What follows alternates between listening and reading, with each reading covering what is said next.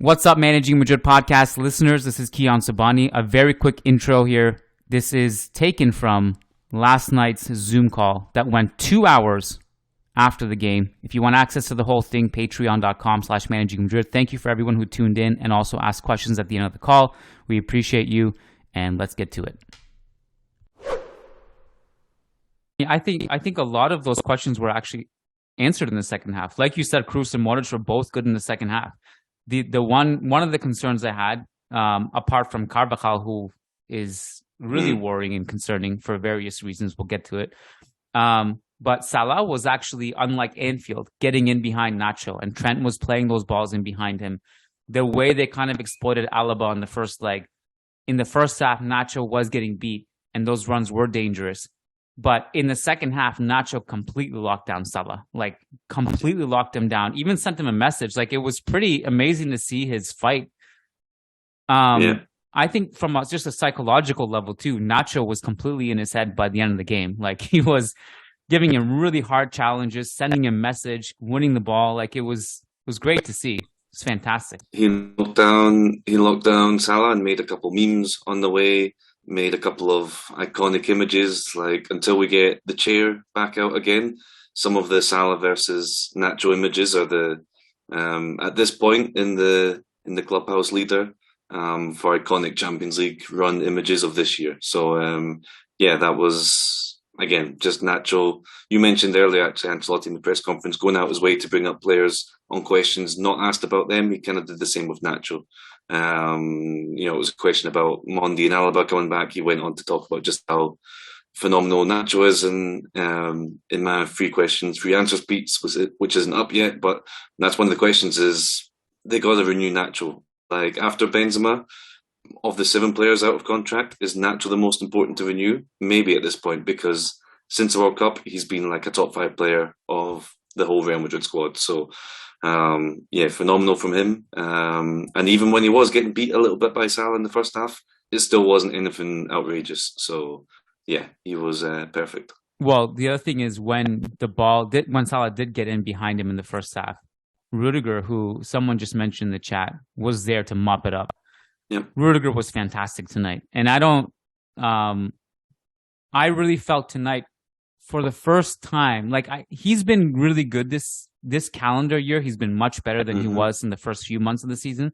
But tonight was the one night where I felt like this feels like Chelsea Rudiger. This felt like a spiritual leader, someone who was pumping his team up, getting in the face of the opponents, not season on the line, because we pretty much had this in the bag, but it's a knockout game.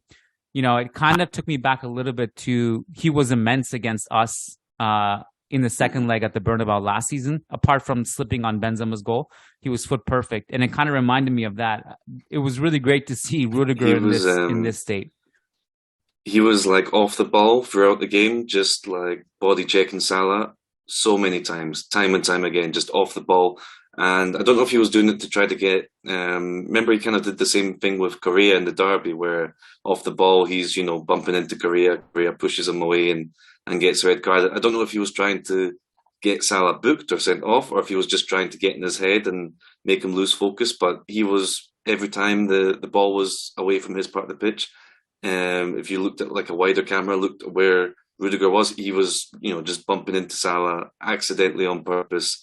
And that reminds me of Chelsea Rudiger, the kind of, those kind of antics. And, I don't think you do that in your first few months at Real Madrid. You do that when you have a run in the side, when you're confident, when you know where you stand. And, he's only going to grow from here if he's starting to feel confident like that. Yeah. It was great to see that version of Rudiger back again. And it's also, like you mentioned a couple of times, Liverpool's body language, and they were kind of out of it. It was crazy to me, and I think we'll see a little bit of it when I start sharing my screen later in the podcast, some of the video clips. But there was that one moment where Vinicius just cuts past Trent in the second half, and Trent just did not care. He just walked and looked at him. It was kind of very similar to remember Atletico in the Champions League final in extra time when Marcelo scores and they're all just we're done. They got to that stage in the second half, which begs the question, should they have approached it differently and gone at Real Madrid a little more? I mean, maybe they did. They had Gakpo playing in midfield. Maybe that was their way of throwing the dice. I don't know if that was the best solution, but on some level, I would say with the body language, I feel like there was two body languages. There was the body language and sort of attitude of the players, and there was the body language and attitude of Klopp. Klopp, every time you saw an image of Klopp on the sideline, he was going crazy. He was arguing with the fourth official all game. He was shouting. He looked furious. He was kicking water bottles, balls. Klopp had more sprints in this game than any Liverpool player. Klopp was up for this, and even tactically too. I think, in fact, he played Gakpo. The position was weird. It was basically a way to try to fit square peg in a round hole. He wanted to play with more attackers. He wanted to play with Gakpo and Nunez and Salah and Jota. And this was his way of sort of squeezing them all in. But at least he tried to do things to make them go for it. The players just attitude-wise, body language-wise, didn't really have that urgency. Didn't really have that belief that I think Klopp did. You talk about the Atletico Champions League final one. It's a similar thing, but it's a bit different because, well, in this one they have a month since the first leg. It's a whole new game. You don't have tiredness. They should have been able to regroup, plan this game accordingly, and come out with a plan of how to try to get the 3 goals back. And it seemed to me like Klopp cared and tried and had the passion and belief, and the players just didn't. Yeah, I mean, I don't like. I think maybe that was his way of trying to rile up his team and stuff.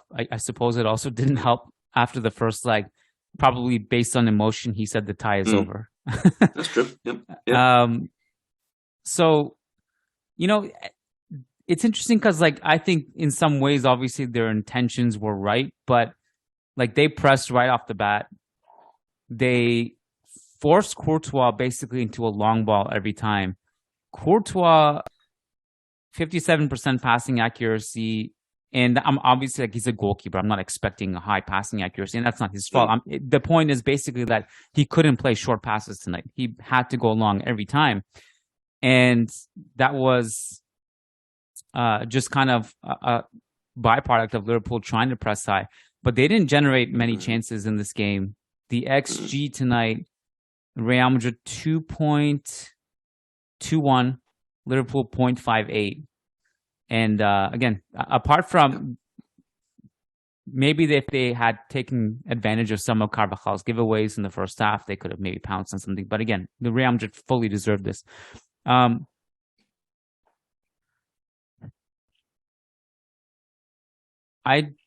guess, like, I think there are even a lot of players who, in my opinion, played really well tonight. I think, if I'm not mistaken, Benzema got the man of the match. A little bit surprised. I suppose that has to do with his goal. I thought there were several Real Madrid players who could have taken it. I think Kroos was fantastic. Kroos, just the way he glided out of pressure, the way he brought the ball up the field. Modric was magical. Maybe not as involved as Kroos in some ways, but did his part. Fede Valverde, he had like 8 lungs tonight. The way he trapped on Nunez, the way he fought off Milner. Nacho really had a great second half. Rudiger, we mentioned. Camavinga, I thought, was really good. Maybe some positional things and some moments on the ball that looked pretty shaky in the first half, but other than that, it was awesome. Where do you want to start? You can basically name the 10 good players, and that maybe we should start with the one bad player then, because we kind of hinted on it, but Carvajal was pretty shocking, pretty terrible. The other 10 were different levels of. You were about 2 players away from having named everyone other than Carvajal, so maybe we just go there too, because if we're going chronologically, that was the first 10 minutes as well, and I wrote about this in the piece as well, and kind of what I felt towards the end of the first half especially was they stopped passing to Carvajal. Like Modric would take the ball, run past Carvajal and just ignore him as if he wasn't there. And I looked at his touches in the first 10 minutes when he was especially shaky. He had 1.3 touches per minute. That went down to 0.7 for the rest of Carvajal's game. Basically, he had half the amount of touches after his shaky first 10 minutes compared to the first 10 minutes. seriously, just looking at it, it looked like they were stopping passing to Carvajal, and that's a huge problem. Like, obviously not in this game, but long term, that's worrying because it wasn't just he had an off day. This is, we've seen this for a while, and part of the point I was writing about Carvajal was I was at the Espanyol game on Saturday, and I was surprised when he didn't come off because we know Carvajal can't play 90 minutes 2 times in 4 days. He can't do that. So when he played the full 90 minutes against Espanyol, part of me thought, maybe this means Lucas is playing Liverpool and Carvajal's playing the Clásico. Okay, I could see that. Carvajal starts today. He plays almost the whole game, 86 minutes, and he just can't do that anymore. He's only 31. Like, it's not like Marcelo last year. He's only 31, but he just can't do that anymore. And the first 10 minutes was in a game like this when you need to keep your cool, when you need to not let a team like Liverpool chasing the game score one in the first 10 minutes. Because if they score one in the first 10 minutes, they can score three. If you keep them out the first 10 minutes, they start to lose belief, as they did. And Carvajal was just really worrying. Not just the technically misplaced passes, it was the decision making, it was everything. Yeah, I mean, with him, like, it's not necessarily, he's not an old player. 31 is not old. Nope. Like, if 31 is old, we're all old, even. But he's not that old. Like, but it's just a physical deterioration with him, which, okay, there's the physical deterioration aspect. It shouldn't hamper your decision making on the ball that much where you can't place a pass properly, or even have such a heavy touch, because and so maybe it's just also half mental, half physical. It's a bit of both, but he's clearly not the same player he used to be. The problem is, it's not like you have a plethora of options at right back, right? It's not like you can talk about mistakes in the transfer window and not having purchased a reinforcement there, but right now, that's a different problem. Right now, you just don't have another option apart from Lucas Vázquez or Odriozola, who just will never play, or Vinicius Tobias, who will never play. So it is kind of what it is. Carvajal is going to be the starting right back for all these Champions League games, and you just have to hope that you get the best version of him as much as you can. So I guess that I is. think you can if you just don't play him against Espanyol at home on the Saturday. Like, rest him in that game. Yeah, you got to rest him. It kind of comes from that. It's not his fault. We know Ancelotti should know that he can't play 90 minutes 2 times in 4 days. That's why I was already worried, or honestly not expecting him to start coming into this one, because he played 90 against Espanyol. And depending on the Clásico, but if the title race is over, you rest him on the weekends and you play him midweeks. But I don't know if Ancelotti shares that view. So we'll see. I feel bad about this too, because, like, honestly, it feels like we've been piling on Carvajal for months now.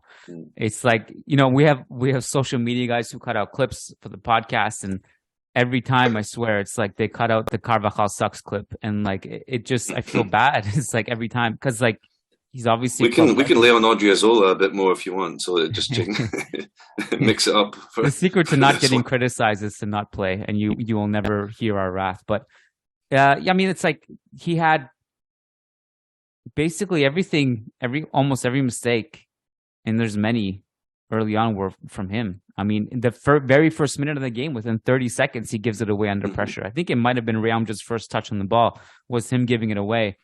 The chance of the 7th minute that Nunez had in the box, that was the Carvajal giveaway. 55th minute, a brutal pass. 21st minute, not a pass, but his heavy touch, loses it right outside of our box. Yeah, Nunez cutting inside way too easily to shoot past him in the first half. 33rd minute, it goes on. And I think it's just a huge concern. Like, the teams are actually going to get tougher now, not easier. I mean, maybe you luck out and not draw Napoli or City in the next round. But either way, like, you're not, like, you may not get away with this in another game, basically. Yeah. So that was the player you said that was not good. Out of the way, poor guy. I mean, that's why he's going to get criticized when you have a game where 10 players played well and one didn't. Yeah. Honestly, the other 10, like I said, were different levels of good. I wanted to go back to an earlier discussion we had where Carlos said I didn't make subs because, when you don't need to change things for the sake of it. Mm. My counter to that is it's not only about what's happening on the field today. It's also about future games. Mm-hmm. You have a Clásico coming up. If you really believe Modric and Kroos need to play that, in a tie that's already won, why are you not making subs until the 80th minute? And it's also just a combination of we're not subbing Modric and Kroos off for Julian Faubert and Fernando Gago and Thomas Gravesen. We have Dani Ceballos. We have Tchouaméni. These guys. What's with the Gravesen hate? Oh, I'm sorry, I forgot. You like him, don't you? Why was it? Because he played for Celtic? No, just he played everywhere. He was amazing. Okay, amazing. That's the stretch. Well, anyways, my point is, it's also to me it's a message to the players on the bench that he doesn't I don't trust you guys. We're up 3 goals in the Champions League with 10 minutes, 15 minutes to go. I don't trust you guys. I can't take Modric and Kroos off. This is too important. You guys stay on the bench. Ceballos, I don't trust you. I don't trust you. Tchouaméni, I don't like the message. Or you could say it's a message to the guys on the pitch, what a game, perfect, keep it up, for future games as well for them, not about for resting them, rotating them, but maybe a message to be the 11 I picked today, you guys have nailed it, and there's no reason to, take off someone for Ceballos, and it starts to create doubts. For better or worse, Ancelotti is very much a partido guy. He's always thinking about the game in the moment and not thinking about the game in 4 days' time, in 7 days' time. He's very much the short term, let's win this game, even more so when it's the Champions League, which is his competition, Real Madrid's competition. So even a Clásico in a few days' time, Ancelotti is never going to be the kind of guy, even winning against Liverpool, to make decisions based on the Clásico on Sunday. Other coaches would. Ancelotti's not that kind of coach, and he's always been that way, and for better or worse. It means that his team is always super extra focused on the task at hand until they get that done. And, going forward, I don't think that's a big concern. Obviously, it is a bit for the Clásico this Sunday, but in future rounds, there won't be any big La Liga game coming up after a Champions League match. So if he wants to do this in the future rounds and make late subs, that's fine.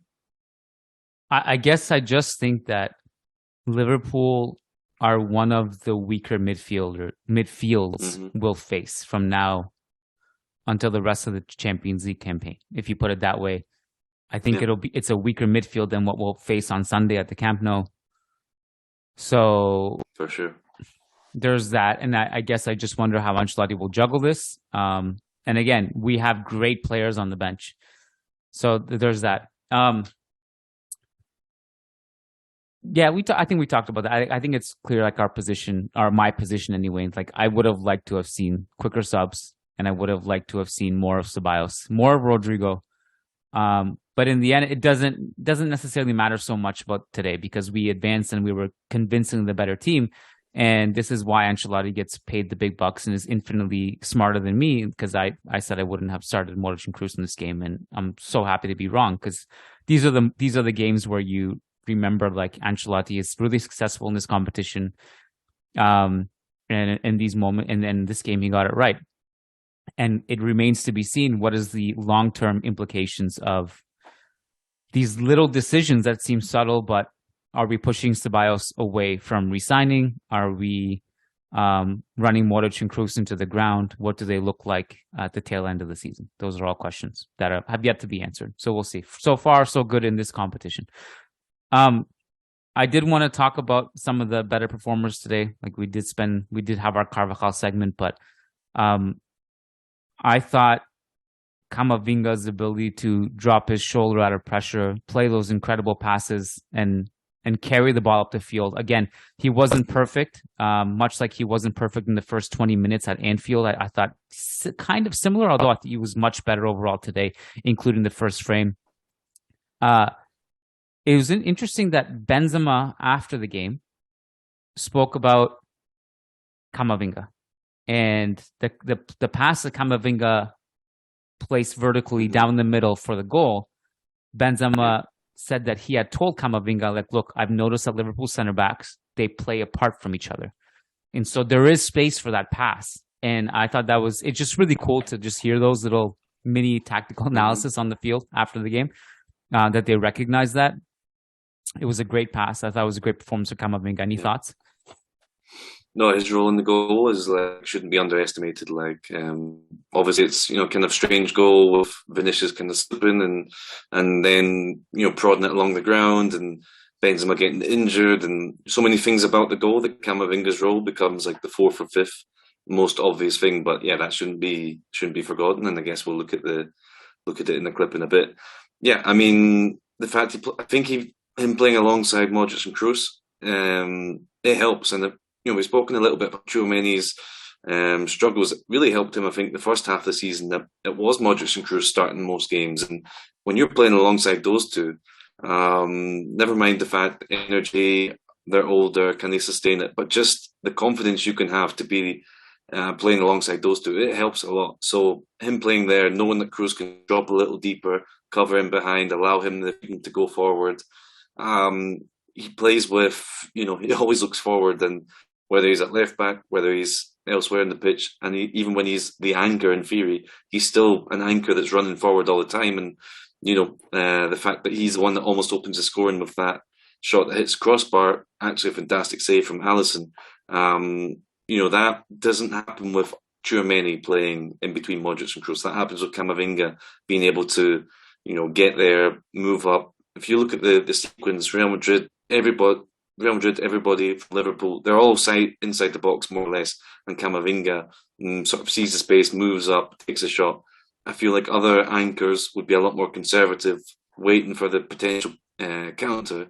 He plays with that kind of optimism, maybe rawness, but it works when you play alongside two veterans who know how to cover for you. Yeah, I mean that's a great point. When Camavinga does venture forward or goes into different zones, you saw it very clearly. That when we talk about Camavinga as a six, it's really just like an interchangeable six, and Kroos and him rotate all the time. Sometimes Modric goes in, they cover for each other. They have an understanding in that sense.